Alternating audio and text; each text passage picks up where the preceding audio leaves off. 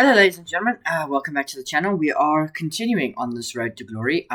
This past weekend, I played a chess tournament on the Sunday. You would have seen in the YouTube shorts, I did release a couple there before the tournament and my immediate thoughts right after. And I do have a couple more thoughts on how the tournament went, but I will save those for the end. But fair warning, I hate kids. That'll be the tagline. That'll be the bit that gets clipped. But yeah. Kids are not fun. Anyway, we're going to go into the games. So, as per usual, I start my event with black. Always starting my events with black, and yes, my profile photo is sideways. You can see my rating has gone up. I was 1188 in my previous tournament, and I gained some 70 odd rating points for my lovely performance in the Kelo India tournament, where I got my first over-the-board brilliant move. That won't be the last one. In fact, I think I got one in this tournament as well. But we shall see. So I have the black pieces against Daniel Fochert. Try not to say that name too quickly. You might sound like you're swearing. And he's 1486. So my approach was just, I'm going to play what I know. I didn't do too much opening prep. So we got all the way here. And this I know is fully prepared. I've prepared this before, so I know this line well. So I was going to stick to what I know, wasn't going to prepare some weird sidelines, going to stick to what I know. And then all that went out the window because he went here, which is not a bad move. I've just never seen it before. Traditionally in this style, before the bishop comes out, you either play knight f3 or you play h4. There's this idea to attack the bishop, then I would play h6, you play h5, I retreat the bishop, and then you offer the bishop exchange. There is a line where the bishop comes out here because you want to put pressure then on this f7 pawn. There's lots of tricks in the Caro-Kann, getting the queen out, sacrificing on here, and it involves this h-pawn as well. But you'll see, I don't think my opponent knew that. And talking about kids, my opponent here is 16, so I don't know how much opening theory he knows, but later, we'll get to later, but, you know, he should know more opening theory. Like, also, the knight hasn't gone to f3, it's gone to e2. He didn't know how to notate it properly. He just wrote knight e2. He forgot that this knight could go back there. So we get here. He's used a bit of time. I haven't used too much. I'm maybe up about 10 minutes at this point. Queen d2. And the move here that I was really worried about is knight f4. That's why I played queen c2 to just reinforce all of this. And when he played queen d2, I was really worried about knight f4. That was in the forefront of my mind, basically because I don't want, so I proceeded with knight b7, and I was really worried, because there's not much I could have done to stop it anymore. Knight f4 to me looked like the most impressive move, because I don't want to trade and get hit, and have this bishop on this diagonal. It's not really what I want, and I have to give up the bishop. So I developed in such a way where I could castle long, but I was just trying to be solid with black, because I've had a really dodgy record with black. You know, I think I haven't scored well with black in these tournaments, so I wanted to just be solid, not take unnecessary risks. So I was really worried about the move knight to f4. Needless to say, he didn't play it. Instead, he retreated the bishop. I suppose he was worried about knight b6, attacking the bishop, so I got it out the way prophylactically, and I just played short castle. So let's keep it simple. If he plays knight f4, which is now the best move, then it's fine. I will take the L. I can prep c5. I can play a5. I've got lots of different ideas. I can bring a rook. I will let him just capture it, and it's fine. But no, here he shocked me. After short castles, he played f3, which the computer deems an inaccuracy. It is. It's a mistake of sorts. And here, I didn't really think too much, played rook a1. Black is slightly better, it's still very much equal, no one's done anything completely stupid yet. And f3, I was like, okay, I was thinking I need to make a pawn break, either e5 or c5. I decided c5 would be the best move, so when he went here, I went c5. And this is now killer for me. I'm almost winning. You can't take the pawn, basically. There's discoveries against the queen. There's checks now on the open diagonal. So he played c3, played h6. He went back, and then I played rook e1, rook e8 rather, and then he went here. And here I thought, oh, okay. the knight on e2 is well placed because I can't take. I'm not sure what I want to do here exactly. But I saw his idea was to take this bishop. I can't take back with the knight, and it will remove the defender of this knight. So I just played bishop e7. So here he took on, he played knight f4. I retreated my bishop, and then here he took on e6. And he took again. And here I offered him a draw. Despite the fact that I'm better. Because I thought, oh, well, we've traded pieces. And after I offered him the draw, and he was thinking, I looked at the board and I was like, why did I do that? Why have I offered him a draw? This weakness of the king is about to be exploited beyond belief. So he declines the draw, which I don't think was a good idea. I snap off that knight because I win a pawn in the center of the board. He defends, and I just go here. I'm winning the pawn in the center. He gives it up like this. I grab it.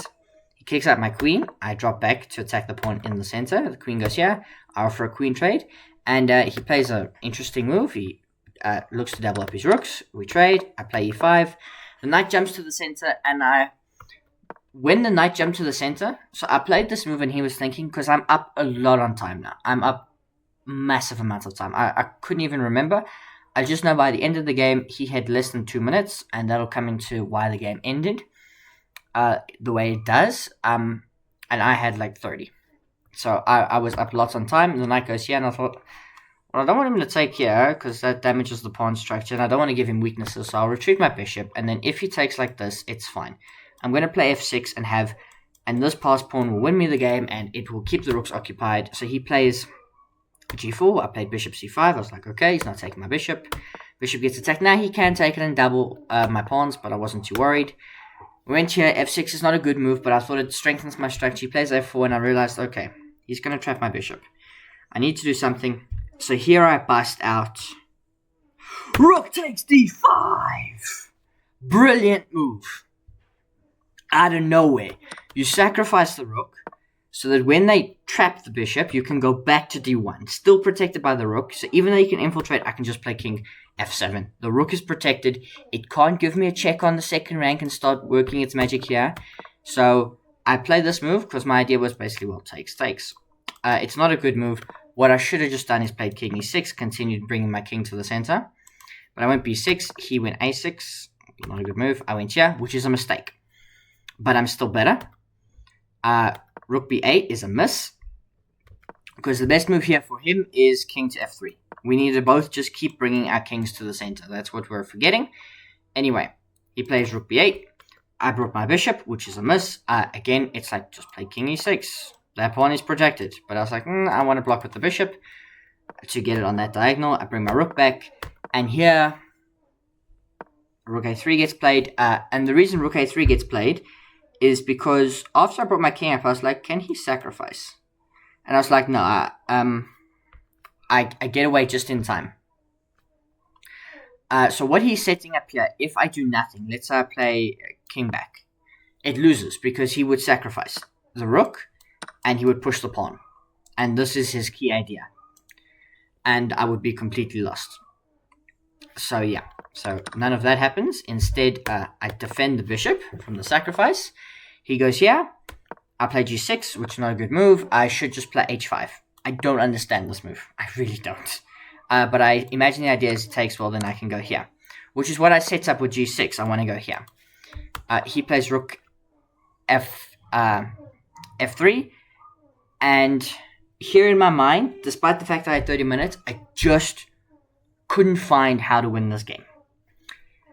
I spent the longest think of my game here. It was like 10-something minutes, which is not a long time. And I was thinking, I was like, okay, what can I play? Because I'm really worried about this rook coming here. So part of me wanted to play king e7 to stop the rook coming in. But I just didn't like the fact that, well, then he doesn't have to, he can then start, he doesn't have to play rook f7, he can play rook f8 and start attacking these pawns. I wanted to go here, and my idea was to go here. If takes, I can't take with the rook because I lose.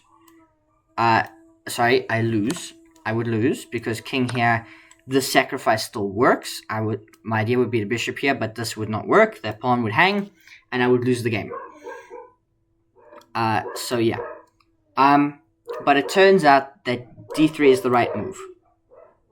And what I missed is after takes, I can now play f5, and I win the rook.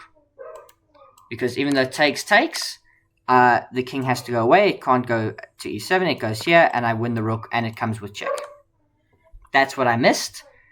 So in the game, after rook d3, g6, here, I played king e7, he went here, here. He went back, and he offered me a draw because he'd reached under 2 minutes on his clock. And when that happens, there's a rule in FIDE called Guideline 3.9 or something. So he didn't know this. I don't think either of us knew this, but he offered me a draw, and I took it because he had 2 minutes. And if I didn't take it, he would get additional time and increment, and this game would go on forever. And I just couldn't see the way to win, which is very annoying because this is a game I should have won, but obviously I don't. So we move on to game 2. I've got the white pieces against a 10-year-old kid, Joshua Hubert. He's 15-14.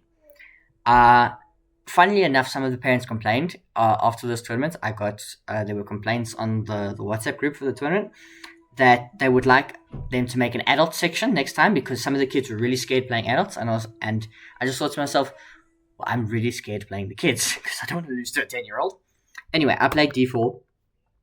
Most of you would see on stream that, or when I play tournaments, I play e4, but I decided for this tournament I was going to play d4, knight to f6, c4, and g6. And here, I really, really, really did not want to play a Grunfeld. I would have much rather played a King's Indian than a Grunfeld. But I was worried that if I went here, like for a King's Indian, I was worried he wasn't going to do this and he was going to play d4. And we would have had takes. I would have played e4 here, here, here. Probably I would have gone bishop e2 or knight f3, probably knight f3 and c5. And I was just like, I don't want to get into this with the 10-year-old. I didn't prep the lines that I wanted, so I went knight f3 to avoid it, because I really wanted to play Catalan, but obviously we're not getting Catalan. He went here, and then I kind of reluctantly went knight c3, and he played d4 anyway. Yeah, he played d4 anyway. I was hoping we'd get into King's Indian, but nope. We get a straight-up Grunfeld with knight to f3. So he went castles, bishop e2, and here, the move is c5. You play c5, or you play b6. Those are the two moves you play in this position. He doesn't, he plays a6. And I was like, this is a strange move. This is a Grunfeld. You play c5. That is what you play. You hope for takes, and then you lose the right to castle. This bishop opens up. That is the way you play the Grunfeld. So I made a waiting move, because I was like, well, I don't know. He might play b5, which I don't mind. But c5 is the move. So I'm going to do this to stop the bishop coming here, because it trading for the knight destabilizes this pawn. These two pawns are under fire from this bishop, from c5, and from the queen. So I played h3, he played b5, and I was like, okay, fine, castles. Get my king out the way, it's all fine. He went here, queen c2, and I'm happy here. Knight d7, rook d1. I was like, I'm happy with this. I did calculate, I did think what will happen when he goes to f6, and my solution was to play e5. Because I thought, I don't really want his knight. Because I was thinking here of two moves, rook d1, which is what I play in the game, but I was also thinking of bringing the bishop here. But then after knight f6, I was like, I don't really want his knight to do too much. So I kick it out, and the light squared bishop now gets blocked, which I'm fine with, and I play bishop a3, which is not liked by the computer. It thinks play a4. These pawns do not belong where they are. You need to start striking at the structure. You've got your bishop supporting them. You can trade the rooks, and you can really attack the queen side. I played bishop a3 because I was just like, well, now he can't stop the progression of this pawn without hanging a rook. And I think it just covers c5 now. Now you can't play c5 because I take. So that's why he plays rook c8, setting up c5. And you might be like, well, how does he set up c5? What if you play like a nonchalant move like king f1? Well, then he plays c5. You might play, but didn't you just set this up? Yeah, but he grabs this one. Because, no, not in this position.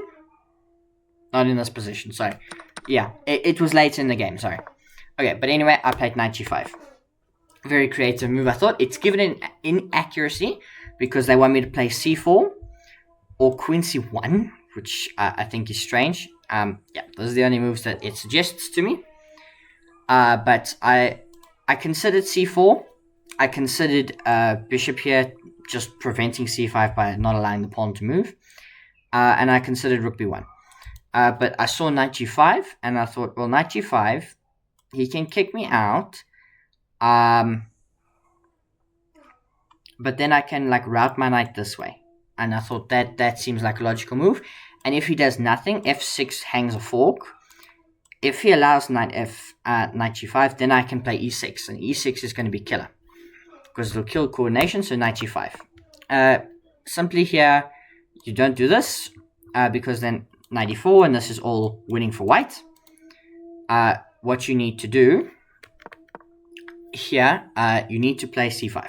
Here is where it works, because you can't take, because the bishop takes this pawn, the key pawn. Obviously, if I take the bishop, then the rook grabs here. Now I've got two weaknesses. My knight's offside, and I can't defend everything, and the position is level. So I just created a bunch of weaknesses. But in the game, my opponent played rook e8, which is a devastating mistake because I can play e6. And he plays f6, which is an inaccuracy, and we go here. And I calculated up to this point, I was brilliant, I was in the zone, wasn't phased by playing a 10-year-old. After I played knight f7, I was completely phased that I was playing a 10-year-old because the queen is trapped. And I was considering the moral implications of beating a child like this, because I just trapped his queen. There's nothing he can do. The queen has no legal moves. It's got two moves forward. One of them the knight covers, the other one the pawn covers. So I'm going to beat a 10-year-old. It's chess, but I did have a moment of introspection, and I decided that, okay, I'm going to take the queen, and here, the best thing to do is to be professional, not waste time. We're just going to trade all the pieces.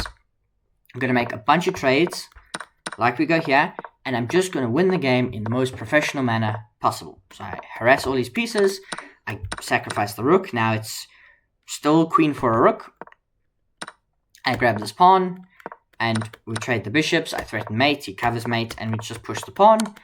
And eventually, we go all the way here. I create like a mating net for the king, and I promote to a rook, because I didn't want to allow stalemates. I did hang this with check, but the king went here, and it's mate in 4, and I go on to deliver checkmate, and I win the game. Look, he is rated 15-14. He probably shouldn't have got his queen trapped, but he is 10. I was not 15-14 when I was 10, so he's got a bright future in chess. I asked him if he knew he was playing the Grunfeld. I think he said he did, which irks me. Why do 10-year-olds play the Grunfeld? But debate those philosophical questions in the comments. Debate what you think of me beating a 10-year-old. But at the end of the day, it was a game of chess, and you are playing for prize money. This was a prize money section, although I didn't win any money. Okay, third game. But here is another problem that I encountered. After I won that game, we only spent collectively about 30 minutes playing that game. So I had about 2 hours before my next round. So I got some lunch, I relaxed, but I just couldn't refocus, really. So we had d4, knight f6. This is my repertoire. He played c4, I went here, and we had a Nimso Indian. This is what I was prepared to play, and we played Nimso Indian kind of style. He decided to fianchetto the bishop, which is a way to play it. I played d6. I knew what I was doing here. Plant my knight in the center, reinforce it. And here is where I just was struggling to get my brain going. So I played knight df6. And there's like a moment here where I'm trying to calculate and I just can't see moves. I just can't see like what I'm meant to be calculating. So he plays here, and I'm thinking, I've got to be better. I'm at least level. Like, I've neutralized the opening. It's a calm position. So I play queen c8, just protecting the bishop so that I can grab the knight. I can grab one of these pieces. This doesn't hang with a tempo on the rook. So he goes back here, which I knew wasn't a good move. So I was like, okay, knight takes c3 and plant the other knight in the center. This is good. The queen comes here, and I'm like, okay, rook c8. Now the bishop's protected. Now I can go through with the normal plan of queen e8, queen g6, and bringing the queen out this way to cause problems. He plays rook d1, and I decided to attack with f5, f4, and I knew it was a bad move. I played it and I was like, this is the type of move that loses me games, but it looks natural. It looks like you want to take to disrupt the structure, and if you don't, if take you push, then I'm fine with that. Like, because you can take and then I can like come here and start opening things up. So I thought it was natural to open things up because I can also play like e5, get the queen out, and I thought I've got two bishops, I've got a knight well placed.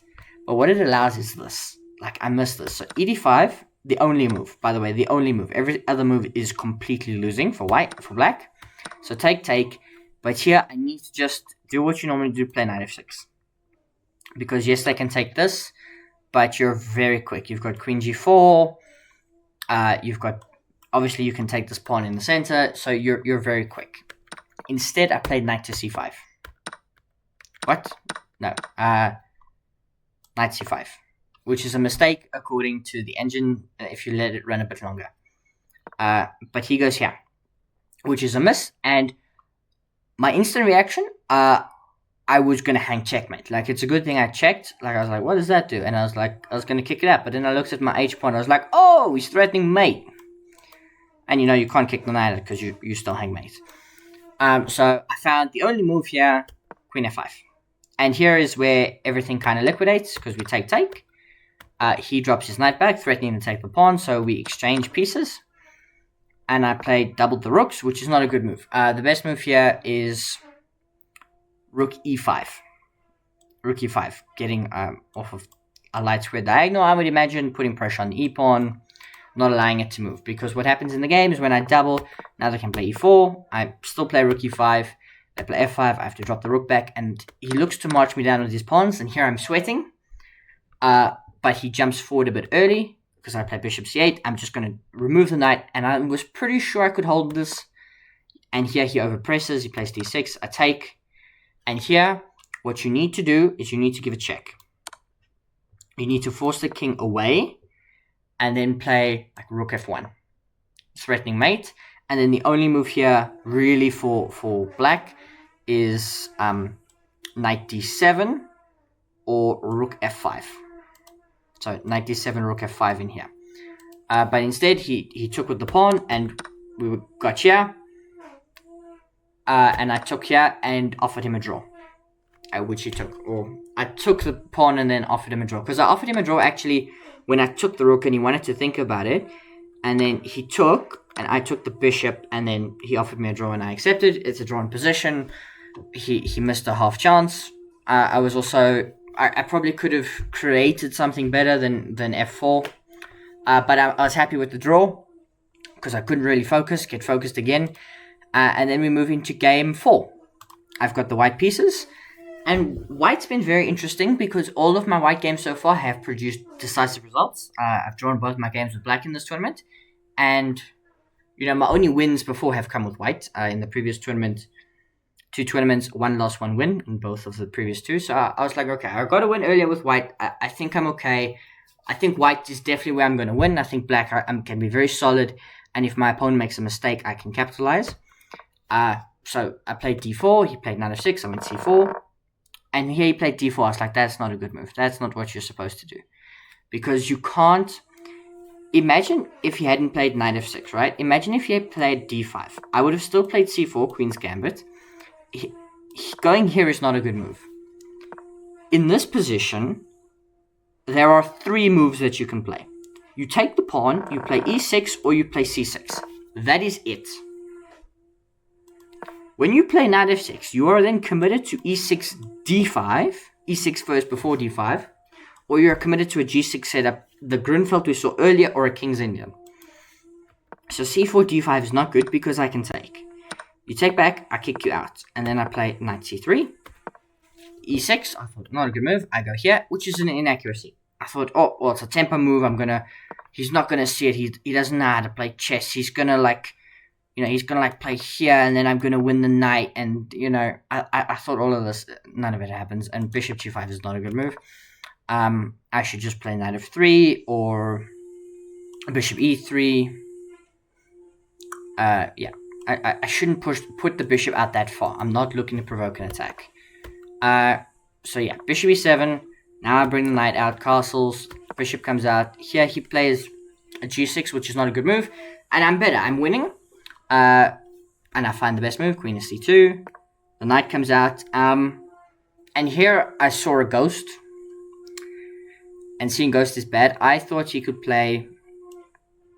I was worried here about knight a5. Because I was like, oh, it grabs the bishop and I can't retreat the bishop. The bishop can go back to e2. And I bust out a3. Double exclamation. Because of knight takes d4. The moment I played a3, I was like, wait, I just hung my center pawn. And he spent time considering whether he could take this, whether it was a sacrifice. And while he was thinking, I was like, oh, what can I do? Can I, pin the knight to the queen? I was like, no, because this comes with check. I can't do anything to attack the knight more because he takes stuff with check. I can bring the queen out. I can, he takes stuff with check. So I've got nothing better than to trade. And now the queen hits the bishop. So I bring the bishop back to d3. It protects the center pawn. And here he plays a6, which is just a nothing move. If he wants to continue pressing, he would continue harassing my pieces. He would play h6. I would probably have brought the bishop back to attack the queen. Queen would have gone to e5. I would have played f4. He would have played queen h5. I would have castled. And this is how the game would have developed, and I would have lost very quickly. Yeah, because castles is a really bad move. Knight g... What? e5. Yeah, e5. Okay. I don't know. Don't ask me questions. Anyway. a6 is just not a move to keep going. It's a waiting move, so I castled. Which is not a good move. Castling's not a good move. I should have played rook d1. Straight away. Should have been looking to create counterplay. Because the whole idea that I'm trying to set up here is e5 with discoveries. On the queen. But I don't. I castle. And now he can bring the bishop back. But everything's protected. So I need to be active and brave and kick the bishop away. Don't worry about this. This is protected. You know it is protected. Kick the bishop off of this diagonal. And gain a tempo. I didn't do that. I played passively with rook a1. Because I'm still setting up e5. But now I can't. Because he plays queen e5. The game is level though. I'm down a pawn. The game is level. If, and only if, I take the knight. I take the knight. And this is fine. This is fine. This is playable for white. Even though you're down a pawn, you're going to be okay. Instead, I played bishop h4. Because remember, the queen hits the bishop. Now I can go here. And that is a problem. Because obviously, he's threatening to attack my bishop and win it. Because he'll take it over there. So I thought, okay, I'm going to play queen e2. Now I have eyes on the knight. So, g4 is not possible. f6, all these stuff to attack the bishop is not possible. But what is possible is knight f4. The knight just continues on its journey. It attacks my queen and my bishop. My queen slides up. And we trade. So now I don't have my light square bishop anymore. But what I do have after a5. a5 is a clever move. I don't know if this was intention, but I saw this. It's like, well, that's a problem. So what I should do is I should attack the queen, gain a tempo. And I need to keep getting tempos on the queen. So here I need to play h4. But I don't, because I'm like, well, I'm going to blunder something and this is coming. So instead, I double the rooks, which allows e5. And I didn't see how good this move was. Now I still need to play h4. But instead, I kid you not, in 2 minutes. It's not the first mistake that kills you, it's the second, knight d5. Because I thought, well, I'm going to get the knight in here. This queen is misplaced. I will eventually attack it with h4. Bishop g4. My queen is trapped. Ironically, the best move now is still h4. But there's queen g6 and nothing. And then it wants queen e3. Bishop takes e3. Knight e7 check.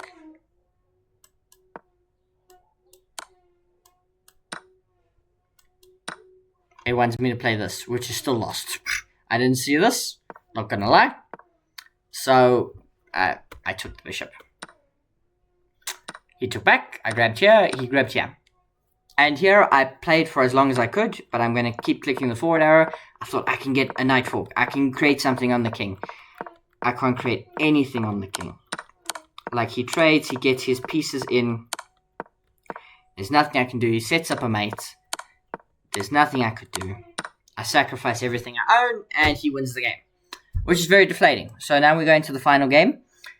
This game started at about 5 p.m. So the first round started at 8 a.m. This round started at about 5 p.m. So I was playing for a very long time. It's over 10 hours of play. Oh, I'd been at this event for over 10 hours. Obviously, I had a long break, but I reckon I just couldn't refocus after that. So in this game, I was like, look, I will play the position as it comes, but if I have a chance to make a draw, I'm 100% going to take it. I will flip it again so that it is from my perspective.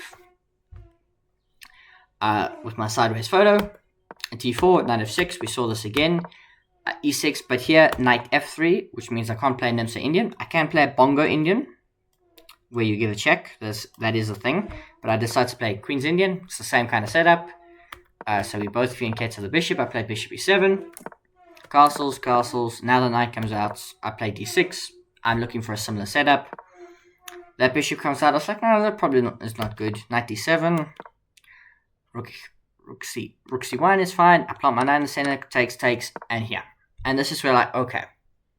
I don't know if he intentionally did this, but I'm like, this is pretty much a draw offer. You're giving me your best bishop. Like, that is the bishop protecting your king, so I'm probably better. But if we're going to liquidate pieces, this is the part where I decided to liquidate pieces. We trade both sets of bishops. We get here. I play c5 because I know it's active and I can't let him just march me down. We trade some pawns, knight f6. He attacks my queen. He goes here. I'm like, oh, knight trade. Okay, I'm going to take that here. Only black is better here, but it's not by much. But he plays queen f3, and I was like, okay, well, queen a4. You know, for half a moment, I thought, fork. I'm attacking both. The only way you can stop me is here. I was like, but rook here. I did see it in the game, I promise. Like, this isn't just after analysis. I did eventually see it. But I was like, okay, so what's he going to go here? Then I'll probably go here and look to get in on this diagonal. Nope. He went here. And here I said, I was like, okay. What I'm going to do is I'm going to take. He can go here, threatening mate. But I can go here, check. Then he has to go here. And what I can do is I can get back. But then I'm worried because I'm like, well, he's going to grab this. But it's mate and 4 here. Like, there's mates all over the board. I didn't get this far, but I was like, oh, he's going to get in and then start grabbing pawns, which is a problem. But none of that happened because I took the pawn. I saw the idea was queen d7, but he played rook c2. I was like, okay, well, queen b1. I'm attacking the rook, and it comes with check. Rook goes back. I was like, okay, check. I win a second pawn. I'm just 2 pawns up. But now queen d7. And here, if I want to continue playing for a win, I need to play queen e4. I protect the rook, but I have to give up this. And I was like, I don't know about this position. In my fatigue, I'm like, I don't know about this position. I've got a passed pawn, but it's really far away. This rook with the queen as close as it is to my king, I still need a move to create luft. Like, I need a free move where I'm not addressing a threat to create luft for my king. His king can dance around the board, no problem. It can go anywhere it wants, as long as it doesn't, like, walk into a mating pattern. So I'm not completely sold on this position, but as you can see, the evaluation bar is like, well, it's -3, bro. I didn't see it. So I went rook f8, which is a mistake. Now he grabs here. And I'm not proud of this, but this is what we did. Queen d4. He went here, I went here, he went here. And the move here, if you want to continue playing, is to play queen f5 check. King g2. And rook e8. This is how you do this if you want to continue playing. But instead, I went here attacking the rook, went here, he went back, and I went here, and I offered him a draw.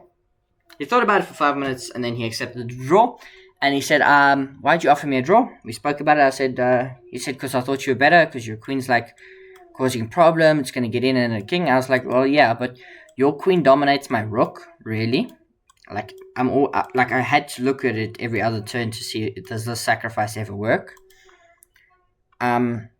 It never does, so don't bother. And I just thought this pawn is really menacing. Like, I am up a pawn. Like, I've got a 3-on-1, and if this was a pure rook endgame, I play this out with 100% precision, and I win. With queens on the board, it's a lot more difficult because there's, like, mating possibilities. Like, the time it takes for me to push these pawns, he can create so many threats on my king. And again, I've got bank rank problems, so I can't really ever get this rook out. Like, there's points where he can double up and threaten back ranks. So, like, the consolidation is that after this move, it is a drawn position, provided he plays, rook e2 again. Then it's a drawn position, 100%. But let me know down in the comments what you think as we head for my final thoughts. So, final thoughts. There was no cut there. I just needed a second to breathe. I played 5 rounds. All of the people I played were younger than me. I finished with 2.5 out of 5. 3 draws, all with black, which is very good. 1 win, 1 loss with white. Obviously, the first game I drew, I should have won. I just didn't see how. So, in-game studies are going to be important. But I'm happy that I could kind of get over the slight psychological edge of having to play kids. Because it is daunting when you're playing a kid. My rating is 1241, but obviously I'm underrated. I've only played a couple of events, so I'm going to be gaining rating quite quickly. So I should probably be around their rating, if not above, as today shows. But like at the end of the day, they're kids. Like their ceiling at this is probably higher than mine. Like a kid that's 15, 16, rating, not age, like 1500 rating at 10 years old, could probably become like a title player in 4 years. Like before they start high school, definitely by the time they matriculate, go off to varsity or college, they could be a title player very, very easily. Because they just have more time. Like university studies take up time. Once you finish that, you're studying or you're doing jobs or stuff. Even high school takes up a lot of time. So these kids have got time. They've got the advantage of being able to play lots of tournaments. Their schoolwork doesn't consume them. And they can study a lot. But let me know how you think my tournament went. If you think I'm in my head too much, if I need calculation exercises, if you think I did all right, let me know what you think in the comments down below. And what do you think of the way I handled the game with the 10-year-old?